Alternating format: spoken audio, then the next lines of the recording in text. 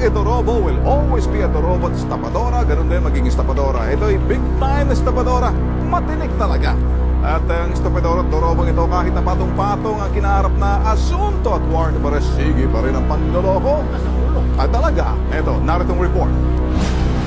Buwan ng Marso ng 2014, nang makilala na mag-asawang Nolilon at Lourdes ang event organizer na si Stella Encarnacion para magpatulong maghanap ng abogado. Through my auntie, umuwi kami sa Masbate dahil nga law graduate. Ako, sabi niya, baka matulungan mo kasi itong Stella daw was being harassed by several persons. Isang tawag naman ang kanyang natanggap mula sa ina ni Stella na nooy nasa bansang Australia na nagpiling huwag umano'y pabayaan ang anak. Kapalit ng pagtulong kay Stella, nag-alok raw ito sa mag-asawa na tutulungan sila makapasyal sa Australia. Tulungan mo naman ang anak ko na nahaharas dyan, wala talaga matatakbuhan, ganito, ganyan. Sabi niya, by the way, I want you to visit Australia, sabi niya. You come to Australia, sabi niya. Don't you worry, ako ang bahala sa inyo dito.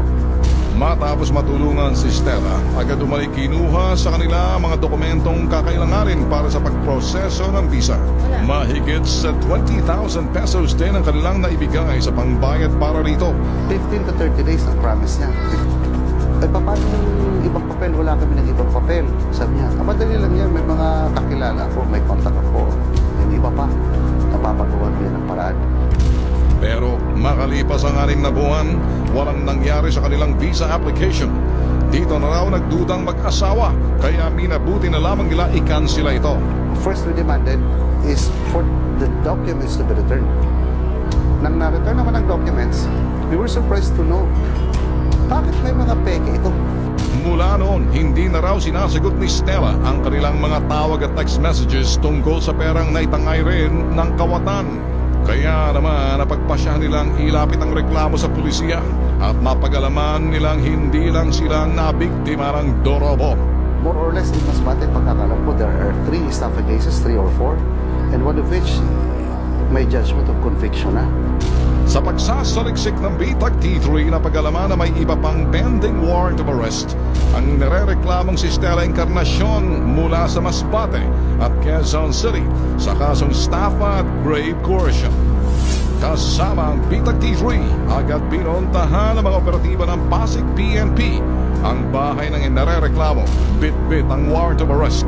Pagdating sa lugar, tanging ang mag-asawa lamang ito ang humarap sa amin. Paliwanag niya, wala raw ang asawang si Stella. Okay lang kaya kung pasok sila sa loob na parang masatisfied lang sila. Meron kong warrant of arrest. Meron wala pa siya. Oo. Sinong kakasok? Ito, kakasok ko yung aso eh. Ang sa akin no, nangmingi ko kami ng permiso.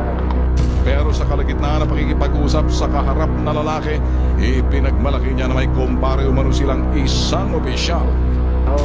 Ako, ang kumpare ko, ganyan sa uban. Wala akong problema. Pwede ko na, sasabihin ko sa'yo. Alam niya naman, totoo akong tao.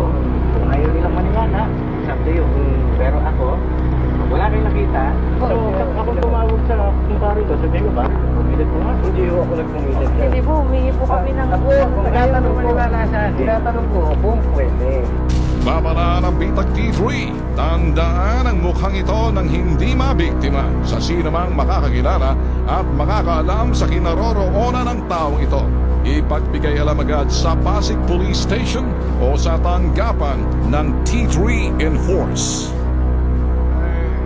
Eto nga to, sinabi ko kanina, ang lakas ng loob na once a estapadora will always be estapadora. Once a dorobo will always be dorobo. Kita mo ginawa ng asawa?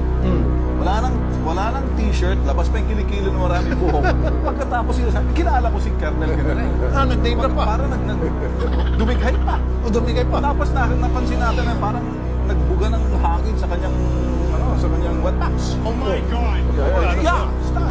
Kaya sinasabi ko, yan ang mukha ng kanyang misis. Parang kamukha niyo nasa kulungan ngayon na bilyon-bilyon na ano? Ah, si ano? Si ano? Nandun sa camp. Sa hawig, medyo manipis-nipis lang. Ay, Kawawa yung one.